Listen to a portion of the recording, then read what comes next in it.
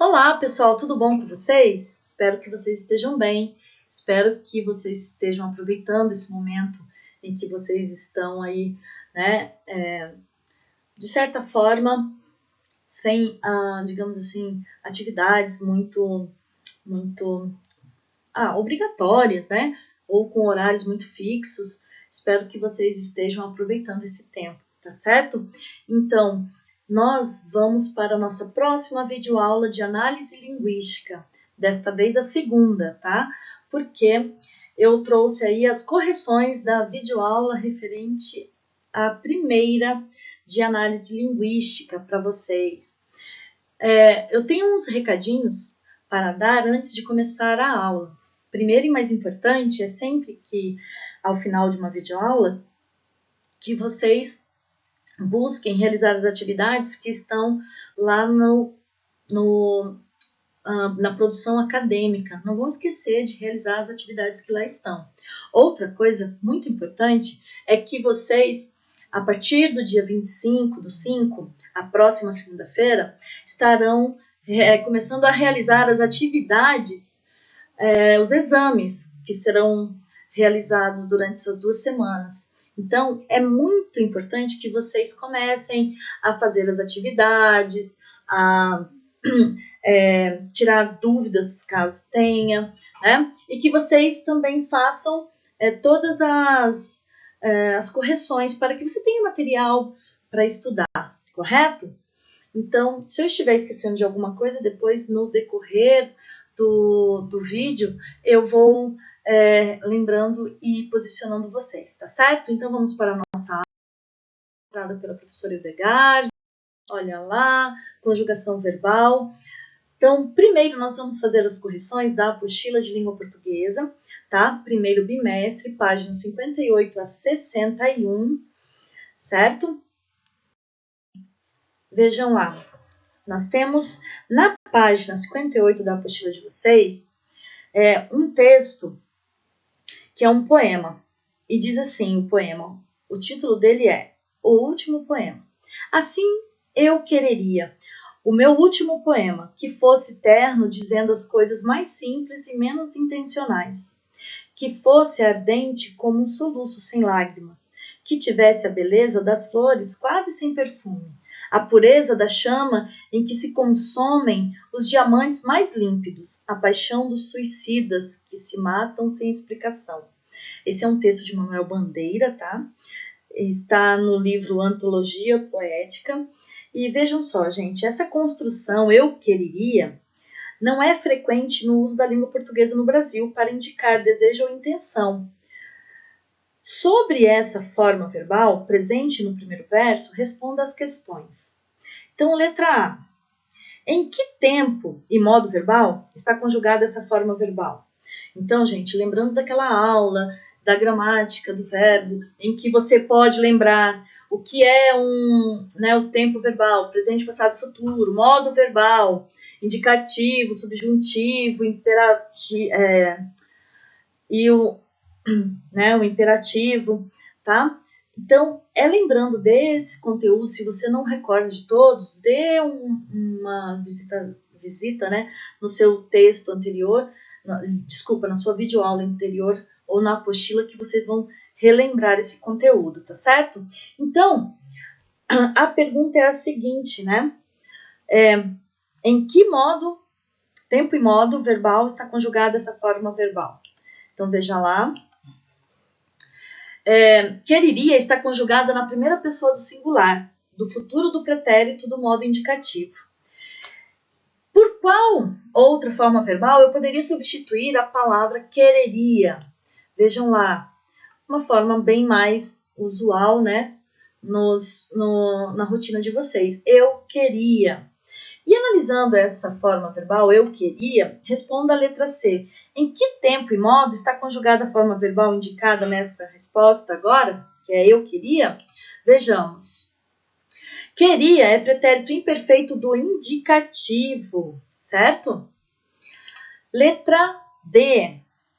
O verbo querer deve ser classificado como regular ou irregular? Justifique sua resposta. Então, eu já trouxe aí a resposta para vocês. O verbo querer, ele é irregular, porque no seu radical, né, ele não se mantém, tá? Então, no pretérito do indicativo, isso fica bem claro aí pra gente. A questão E, é correto afirmar que os verbos dizer, ter, consumir e matar presentes no poema são também verbos irregulares? Justifique sua resposta. Então, gente, o verbo dizer e ter, tá, são irregulares, ao passo que consumir e matar são verbos regulares. Correto? Por quê? Porque os verbos dizer e ter, eles mudam, né? Eles se alteram, eles não se mantêm em alguns tempos verbais ou pessoas. Já o verbo consumir e matar se mantém, por isso regular. Tá certo? Essa seria a justificativa. Vamos para a questão, tá? A questão 10. A questão 10 diz assim: assinale a alternativa em que sua forma verbal foi empregada incorretamente. E tenho ali 5 alternativas. A alternativa que não foi empregada, né, corretamente é justamente a B, que diz assim: quando a testemunha depor a seu favor, teremos uma boa chance de absolvição. Poxa, soou alguma coisa estranha para vocês? O verbo depor. Vejam por quê. O verbo depor é derivado por e conjuga-se como este: eu puser, tu puseres, ele puser, etc. Portanto, quando eu depuser, quando tu depuseres, quando ele depuser. Então, a forma correta, né, gente, é o depuser, correto? Não, nós vemos tantos advogados, por exemplo, que usam, né, a palavra, a conjugação verbal de forma inadequada. Logo eles, né, que trabalham com isso, né, é quase inaceitável. Agora vejam só, a questão 11, que está na página 59, tem ali, apresentam 3 alternativas, a 1, a 2 e a 3. E daí ele diz assim: os verbos morar, pretender, contar e escrever são regulares. Confere? Sim. Saber e haver são verbos irregulares, pois identifica-se alteração no radical na primeira pessoa do singular do presente do indicativo. Ok. Deixe e contim são radicais dos verbos deixar e continuar, respectivamente. Confere? Não.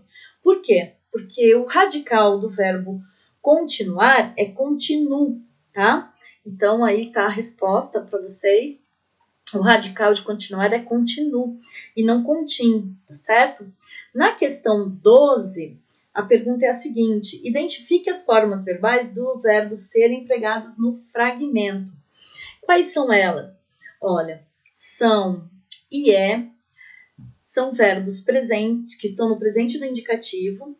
Era é pretérito imperfeito do indicativo e foi pretérito perfeito do indicativo, correto?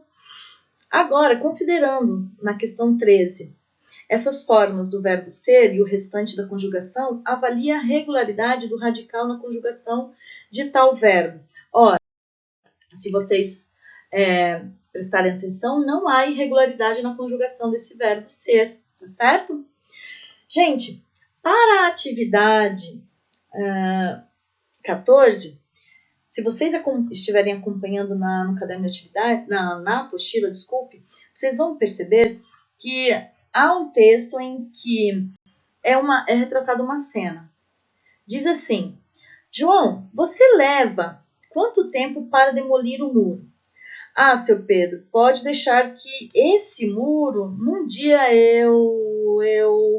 Como eu conjugo o verbo demolir em primeira pessoa, gente? Então a pergunta é essa, justamente essa. Letra A. Por que, em sua resposta, João titubeou, ou seja, ele gaguejou, como se não soubesse conjugar o verbo demolir na primeira pessoa do presente do indicativo? Por que isso acontece? Vejam só, isso acontece porque nós estamos falando de um verbo que é denominado como verbo defectivo. Ele não conseguiu conjugar a primeira pessoa do singular, do presente do indicativo, porque não existe essa flexão do verbo demolir.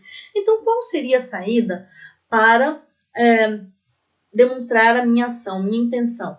Utilizar um outro verbo com o mesmo sentido, que não causasse prejuízo de sentido, ou uma outra expressão também que estivesse o mesmo, né, fosse equivalente.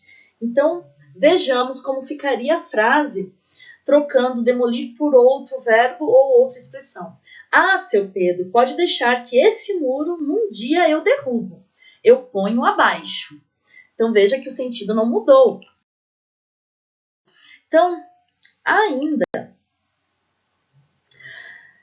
nesta página, não, na página 60, nós vamos falar sobre o verbo. Troque o verbo ou feche a boca. Prestem bastante atenção para esse texto. Rita Lee cantava uma música que dizia: o resto que se exploda, feito bomba H.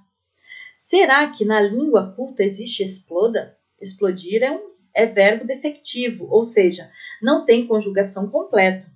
No presente do indicativo, deve-se conjugá-lo a partir da segunda pessoa do singular. Tu explodes, ele explode, etc. Prestem atenção nesse período. Muita gente não sabe da existência dos defectivos e os conjuga em todas as pessoas. Então, gente, a alternativa que exemplifica o que foi expresso no último período é a letra D. E prestem atenção na resposta que está na tela para vocês. Por que é a letra D? Porque a única opção que apresenta a frase com desvio gramatical por conjugação indevida de verbo defectivo é essa alternativa, já que o verbo reaver tem conjugação semelhante à do verbo haver. Mas sem as pessoas em que falta a letra V, como está bem claro para vocês, acima da atividade na apostila de vocês ali, tem a conjugação do verbo haver e do verbo reaver. Vocês podem perceber que a primeira pessoa, a segunda e a terceira do singular, ela não é conjugada, tá? E a terceira pessoa do plural. Ainda, a gente pode entender o seguinte, que em A e em E existem infrações às normas gramaticais de concordância e de conjugação verbal, respectivamente, nessa ordem. O verbo haver, no sentido de existir, é impessoal, por isso deve permanecer no singular, houve. E a terceira pessoa do singular, do pretérito, do verbo deter, é deteve e não deteu. As opções B e C não apresentam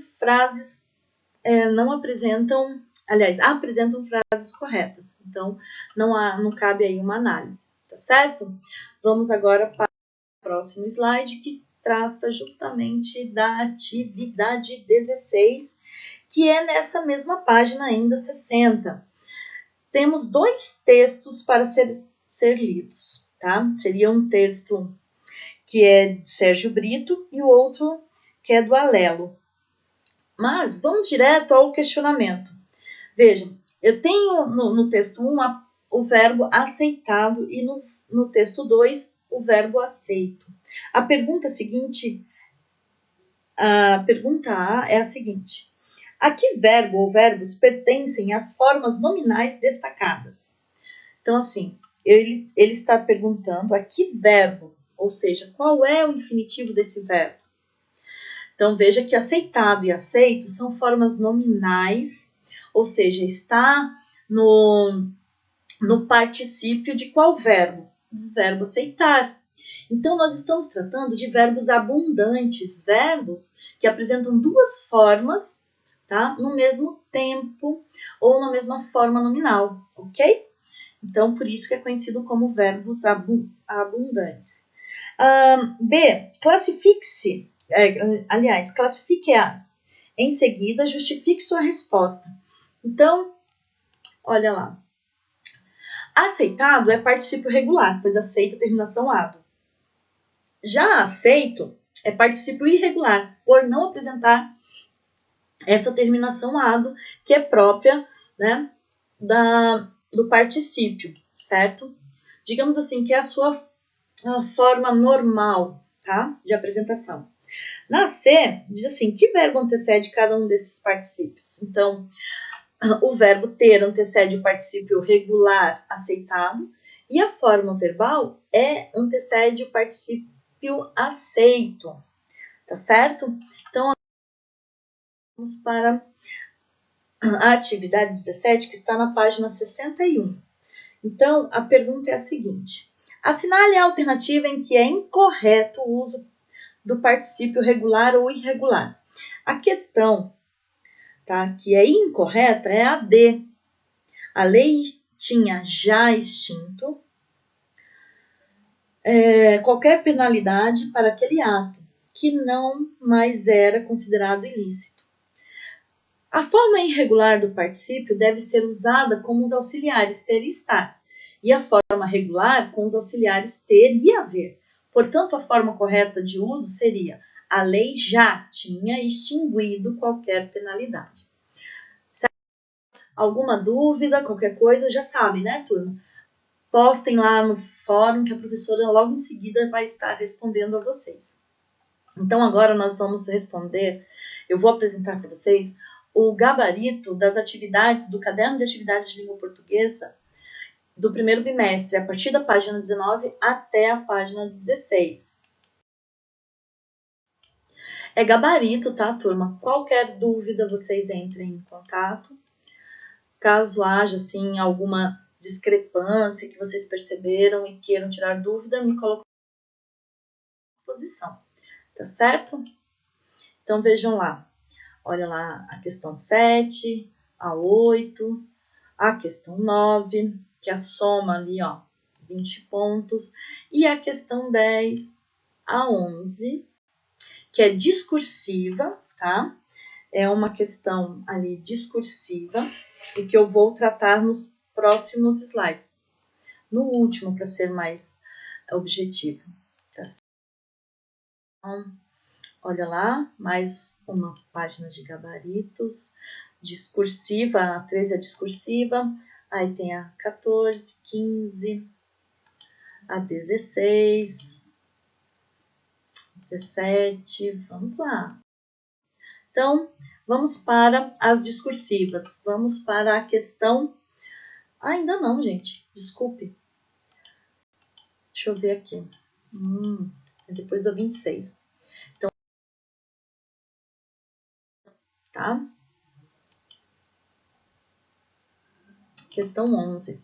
Então, a pergunta da questão 11, tá? Eu quero que vocês foquem aí na resposta. Eu sempre gosto muito de frisar isso de novo, tá? Vou falando de novo, pode falar que eu sou repetitiva, mas eu tenho que falar para vocês. Sempre prestem atenção nos gabaritos, nas respostas discursivas, mas analisem, tirem dúvidas, se tem dúvidas, questionem, perguntem. A questão A, tá, do exercício 11. Aponte na fala do rei, primeira estrofe, um efeito expressivo obtido por meio do emprego da segunda pessoa do plural. Então, gente, a segunda pessoa do plural conota formalidade e antiguidade, ou seja, uma pessoa antiquada, certo? B. Sem alterar o sentido, reescreva a fala do rei, passando os verbos para a terceira pessoa do plural e substituindo por outra, a conjunção que. Então, uma sugestão é essa daqui, ó. Vão lá buscá-la, pois, se não a trouxerem, virarão espuma das ondas do mar. Muito bem. Agora, nós vamos para a questão 13, que também é discursiva. E, gente, ela está aqui, ó, nesse slide.